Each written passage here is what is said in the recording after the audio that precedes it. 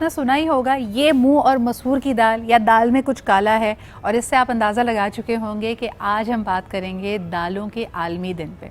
जो लोग गोश्त नहीं खाते या गोश्त के अलावा प्रोटीन का नेमुल बदल ढूंढ रहे होते हैं, क्योंकि प्रोटीन आपकी ग्रोथ के लिए, ख़ासतौर पर बच्चों के लिए, ख़वातीन के लिए, बुज़ुर्गों के लिए बड़ी अहम है।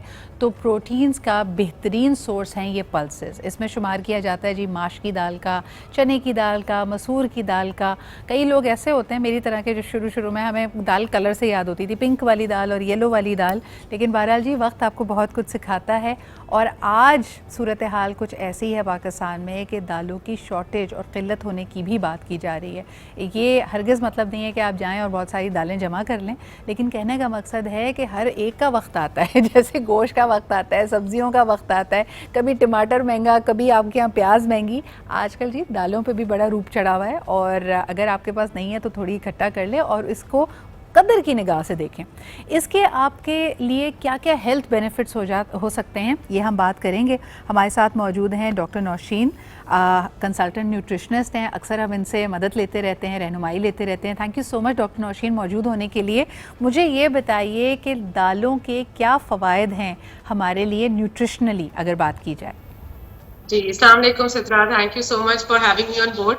अच्छा देखिए, दालों का क्योंकि पहले इस दाल को इम्पोर्टेंस नहीं दी जाती थी, लेकिन हमेशा कहते हैं ना बाहर से कोई चीज़ आती है तो हम उसको बहुत वैल्यू करते हैं। सिंस 2018 ये जो हमारा दालों का दिन बनाया जाता है और चीज़ें की जाती हैं, ये यूनाइटेड नेशन ने शुरू किया बिकॉज दे रियलाइज्ड कि दालों में कितनी ज़्यादा आपकी न्यूट्रिएंट वैल्यू है जो हम इग्नोर करते जा रहे हैं। बिल्कुल। और उसमें ये होता है कि अगर हम दाल, क्योंकि दाल प्रोटीन का सबसे अच्छा सोर्स है। जो लोग गोश्त और मुर्गी नहीं खा सकते, हम उनको हमेशा कहते हैं कि आप प्लांट सोर्स से ले लें, और ये सारी दालें जिनका आपने नाम लिया, ये सब प्लांट सोर्स प्रोटीन्स आपके पास आती हैं। जहाँ पे ये प्रोटीन है, इसमें आपके पास वाइटामिन और मिनरल्स, ये सारी चीजें बड़ी इसमें है। आप अगर नाम ले लें तो जी you have vitamin K, zinc, iron, magnesium, ये सारी, वाइटामिन बी जो कि बहुत इंपॉर्टेंट है, आपकी गट है, आपके मतलब ये कि जो कहते हैं डाइजेस्टिव सिस्टम के हेल्थ के लिए वो बहुत ज्यादा है। तो ये सारी चीजें उसमें शामिल हैं। जो लोग फील करते हैं कि उनको गोश्त खाने में मुश्किल होती है, तो आप दाल को किसी भी फॉर्म में ले सकते हैं। इवन कि अब तो दालों के इतने अच्छे अच्छे सूप भी बनते हैं। एक तो आपने बड़ा नाम सुना होगा मलिकटानी सूप, जो हमेशा हमें कहीं ना कहीं सर्व हो रहा होता है। अगर मैं तो पता है क्या करती हूँ, मैं कहती हूँ इसमें आप पालक भी ऐड कर ले, इसमें आप सब्जियां भी ऐड कर ले, तो बड़ा आपका अच्छा सोर्स ऑफ फाइबर। जो आप देखें कि ट्रेडिशनल कुजीन्स का भी हिस्सा है। इरानियन फूड में आपको दाल का सूप मिलता है, अफगानी कुजीन में मिलता है, हम खुद उसका दलीम बनाते हैं या दलिया बनाया जाता है। ये तमाम चीज़ें हमारी ग़िज़ा में बड़ी ज़बरदस्त न्यूट्रिएंट्स को ऐड करती हैं। लेकिन मुझे ये बताइए नौशीन कि क्या कुछ लोगों को दाल से परहेज़ भी करनी चाहिए? कुछ ऐसी हेल्थ कंडीशंस होती हैं जिसमें शायद आपको दाल से मना किया जाए। जब आपके केराटिन लेवल्स अगर हाई हों तो क्या आपको अपना प्रोटीन इंटेक कम कर देना है और यकीनन फिर दाल को भी आपको अवॉइड करना पड़ेगा? बिल्कुल। अच्छा, इसमें एक जो है कि लोगों को डाइजेस्टिव इश्यूज होते हैं, सीधा उनको हम कहते हैं कि रात के टाइम आपने दाल नहीं ज्यादा लेनी, क्योंकि दाल डाइजेस्ट होने में टाइम लेती है। ठीक है, तो अगर आप लेट नाइट खाएंगे तो आपको प्रॉब्लम होगी, आपको फील होगा कि वो डाइजेस्ट नहीं हो रही। अब अगर मेडिकली बात करते हैं तो दो कंडीशन है जिसमें हम दालों के यूज को कंट्रोल करते हैं। एक तो यूरिक एसिड लेवल्स, अगर आपकी यूरिक एसिड लेवल्स हाई है तो आप दाल का जो इंटेक है वो हम कंट्रोल करके करते हैं। समटाइम्स अगर बहुत एक्सेसिवली आ रहा है तो मैं तो रोक देती हूँ। ठीक है, और दूसरा आता है आपकी रीनल इश्यूज।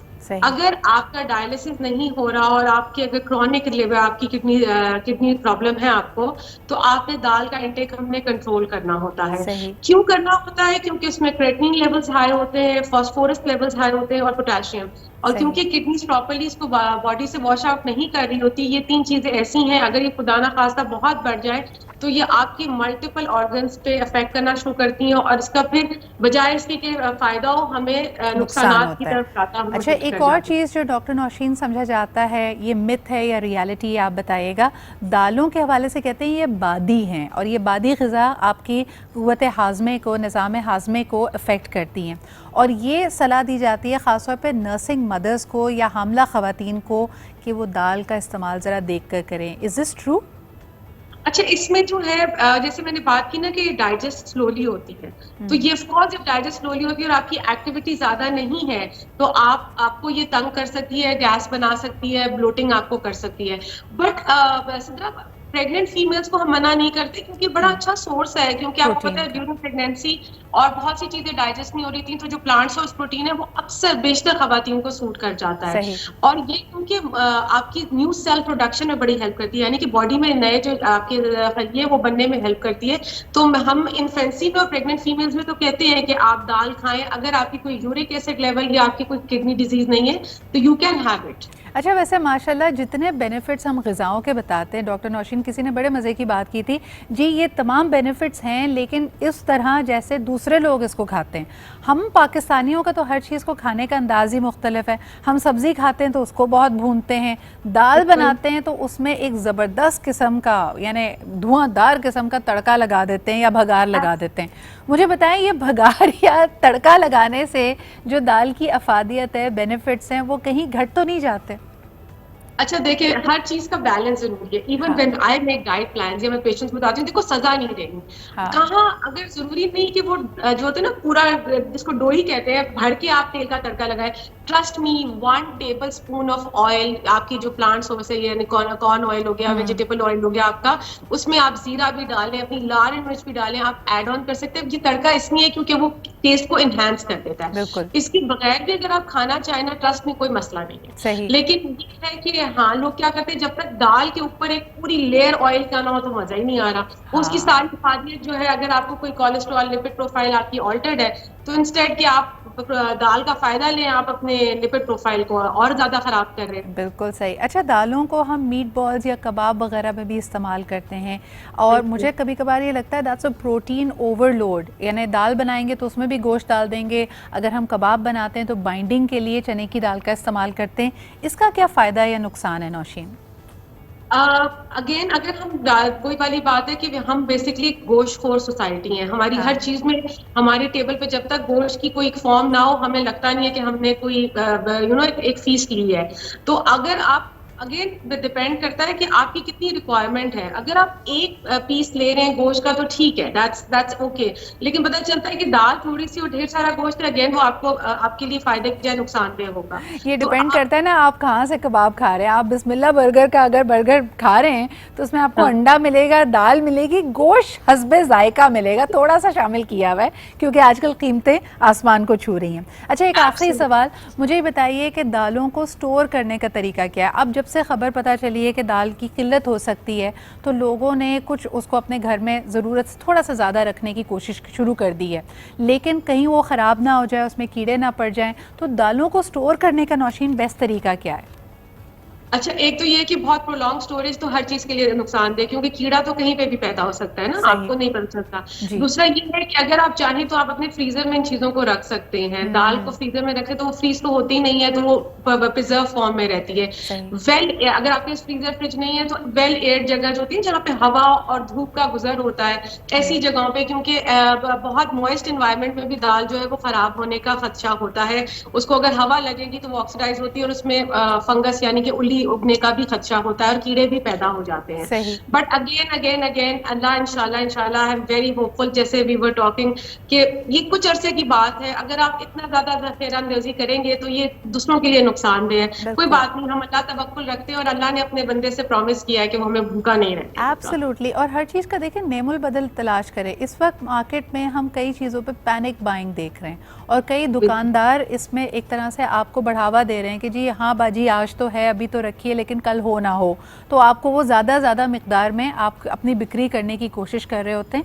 याद रखिए कि अपनी ज़रूरत से ज़्यादा चीज़ लेना ज़ख़ीरा अंदोज़ी है और उसकी हमारे दीन में भी ममानियत है। मुझे एक आखिरी सवाल आपसे करना है, मुझे ये बताएं कि दालों के हलवे भी बनाए जाते हैं, जो हम मीठा बनाने के लिए, उसकी मिठाइयाँ भी हैं, हलवे भी हैं, ये हमारी सेहत के लिए कैसे हैं नौशीन? अगर आप इसको वैसे तो क्योंकि जब दाल का हलवा बनता है तो आपने देखा होगा उसमें बहुत ज्यादा ऑयल कंजम्पशन होती है। आपने अपनी मेडिकल कंडीशन देखनी है।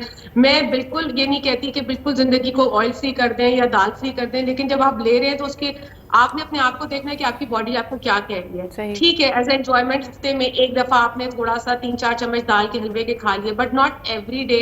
और बहुत क्योंकि दाल कंज्यूम करती है ऑयल, और उसकी जो हम चाह रहे हैं तो उसमें चीनी भी डलती है, अच्छा, समझ ये रहे हैं आप आप? अभी मुझे लगता है अभी यकीनन हमने आपको एज ए न्यूट्रिशन एक्सपर्ट बुलाया है तो न्यूट्रिशनिस्ट की राय है, लेकिन मुझे कहीं कहीं लगता है नौशीन, अगर हम बतौर पाकिस्तानी बात करें, इन चीज़ों का सीज़न होता है किसी ख़ास मौके पे, आजकल जैसे नज़र व नियाज़ का मौका है या कोई त्यौहार आता है तो आप इस तरह की चीज़ें, या मौसम को एंजॉय करते हुए, सर्दियाँ हैं तो चलो जी दाल का हलवा बनाया जाए, तो उसको खाना चाहिए। और ख़ास तौर पे अगर आप ख़ुद बनाएंगे तो बनाने में इतनी मेहनत लग जाएगी कि थोड़ी हाँ, एनर्जी वहाँ पे भी वेस्ट हो जाएगी।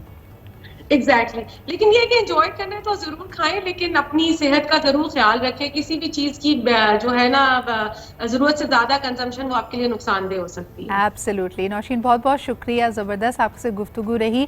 और दाल चावल मेरे ख्याल में एक ऐसा कंफर्ट फूड है कि हर उम्र का शख्स इसको एंजॉय करता है। आप वो बच्चे जो अक्सर ये कह रहे हो कि जी हम सिर्फ नगेट्स खाएंगे, हमें सिर्फ पिज़्ज़ा चाहिए, वो भी कहीं ना कहीं उनके अंदर एक पाकिस्तानी है। और अगर आपने वाकई दालों की अहमियत को जानना है ना, तो बकरा ईद के बाद देखा करें, जब आप कहते हैं नहीं नहीं बस अब गोश्त खा के, बारबीक्यूज़ को खा के बहुत बस दिल भर गया है, अब हमें दाल चावल हल्का फुल्की ग़िज़ा ले लो। तो I hope that you are going to enjoy your pulses. और ख़ास तौर पे जी दुनिया भर में आलमी दिन है दालों का, एंजॉय कीजिए, ज़बरदस्त खाना बनाइए और अल्लाह ताला का शुक्र अदा कीजिए। जो वक्त है, जो मौका है, वो अभी हमारे पास है, इसको जितना हंसी खुशी गुजारेंगे आने वाले दिन उतने ही पुरसुकून होंगे।